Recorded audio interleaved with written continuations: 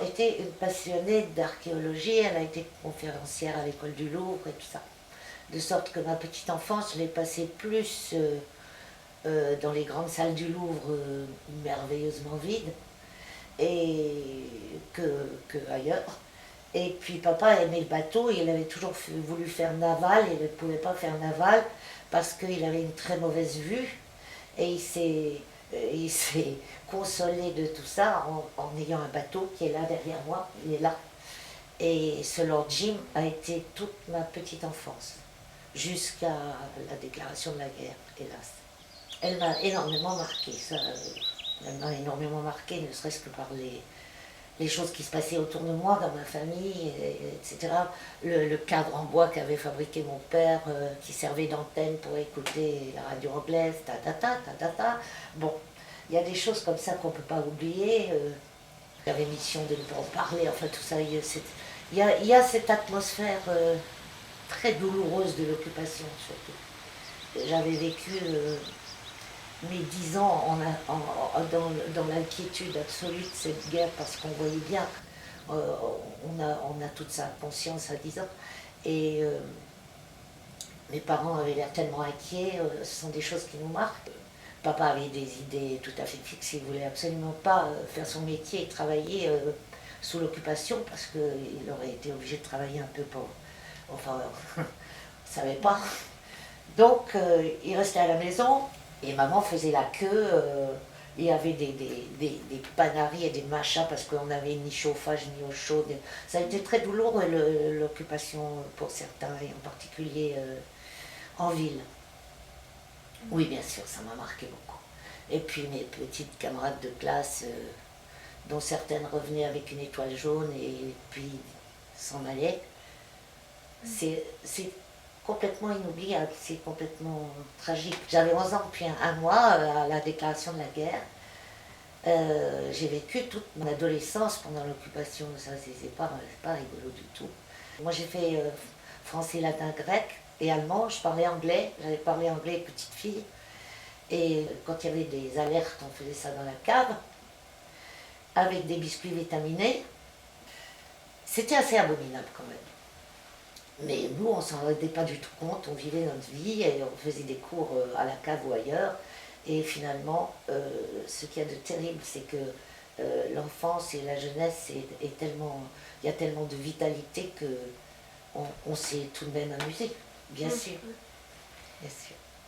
Ma formation, ma vraie formation, elle s'est faite quand je dirais pas le hasard, mais j'étais complètement touche à tout, je faisais du dessin beaucoup, alors on s'est dit elle va peut-être faire les arts déco, j'avais pas d'idée spécialement, bon. Quand est arrivée la libération, moi je vivais ma vie comme une folle, alors là j'avais la chance d'avoir des parents qui me laissait beaucoup de liberté à une époque où on n'en laissait pas du tout. La seule chose que je regrette, c'est qu'il ne m'ait pas laissé aller, vu mon jeune âge, à Saint-Germain-des-Prés. J'aurais côtoyé Boris Vian et Juliette Gréco, j'aurais adoré ça, mais j'avais pas le droit. Bon. Mais je faisais d'autres choses, j'ai commencé la danse, tardivement, mais j'ai mis les bouchées doubles et je suis entrée au conservatoire. Et puis je faisais aussi mon dessin, j'avais des camarades qui allait chez René Simon. René Simon était un professeur de comédie. Et comme j'aimais toucher à tout, je suis allée un peu secrètement, parce que j'avais peur de me faire enguirlander, chez René Simon. Il a commencé par m'attraper par une oreille et par la peau du cou en me disant « Toi, tu es trop jeune, tu attends 4 ans et on en reparlera. » Il croyait que j'étais plus jeune que je n'étais, parce que je paraissais beaucoup plus jeune que je n'étais. Et bon, alors tout ça a duré très peu de temps. Au bout de 6 mois, tout à coup, il y a eu une audition au théâtre de la Potinière. Et je me souviendrai toujours que je devais passer la première parce que j'étais totalement débutante, mais alors hyper débutante. Et je passais la première, j'avais un partenaire qui montait sur scène comme ça. Et moi, je devais lui parler, je jouais le rôle de la petite servante de l'ogre de Claude-André Puget, enfin je me souviens plus du titre de la pièce. Toujours est-il que je devais parler des pierreries qui qui décorait son costume. Oh, que vous êtes beau, mon prince. Et, et alors j'ai fait ça avec tellement de conviction qu'à la sortie de cette audition, il y a un monsieur très impressionnant, que je trouvais très vieux, en fait il avait 42 ans, qui m'a demandé mon nom et mon adresse. Comme j'étais une fille très bien élevée par mes parents, je me suis dit, mais on ne donne pas son adresse à n'importe qui. Et quand une fille m'a envoyé un grand coup de coude dans les côtes en me disant, mais c'est Clouzot, idiote. Je ne savais pas du tout qui était Clouzot. Alors, j'ai appris qui était Clouzot. Et ça a été plutôt dur, parce que je suis rentrée à la maison, j'y ai pu penser. Puis un beau jour, j'ai été convoquée. Alors mes parents, un peu affolés, disant, mais qu'est-ce que c'est que cette histoire, d'où ça vient, d'où ça sort, qu'est-ce que c'est que ça, 49 avenue de Villiers, qu'est-ce que tu vas faire là-bas? Alors je suis arrivée, j'ai dit, du cinéma. Ah bon? Bon, quand je suis arrivée, il y avait au moins, je ne sais pas combien, 40 filles, des grandes, des roses, des brunes, de tout. Moi j'étais petite et blonde, et je me suis retrouvée comme ça. Alors quand ça a été mon tour, Clouzot m'a dit, tu connais quelque chose? Alors j'ai commencé, mon père cessez de vous troubler, vous n'êtes point trahi, enfin ce que j'apprenais en classe. Alors, il a commencé par rire, ensuite il n'a plus ri du tout. Et il m'a dit, va apprendre ce texte et dans 5 minutes, je te rappelle. Bon, 5 minutes après, je ne savais pas le texte. Mais enfin bref, je ne sais pas ce qui s'est passé, toujours est-il que quelques mois après, c'est moi qui ai été choisie, le miracle. Mais le miracle, je ne sais pas si c'était un miracle, en tout cas c'était quelque chose de tout à fait imprévu et de tout à fait étonnant.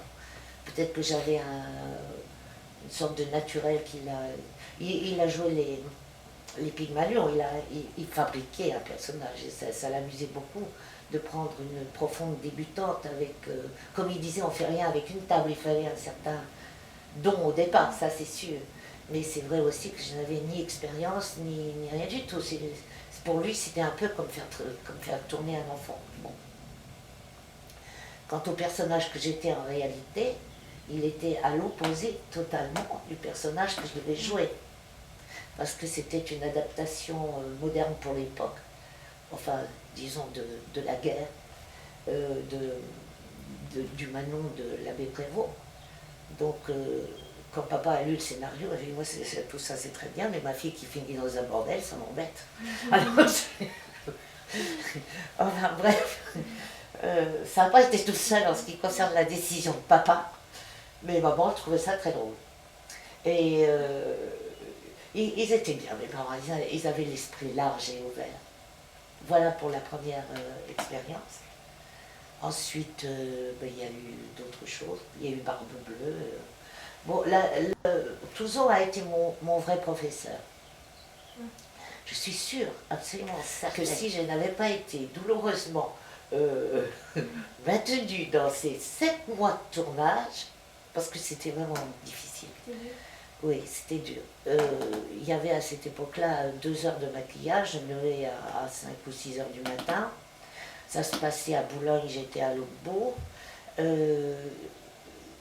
On tournait comme des fous, il n'y avait pas d'heures supplémentaires, on tournait le samedi aussi.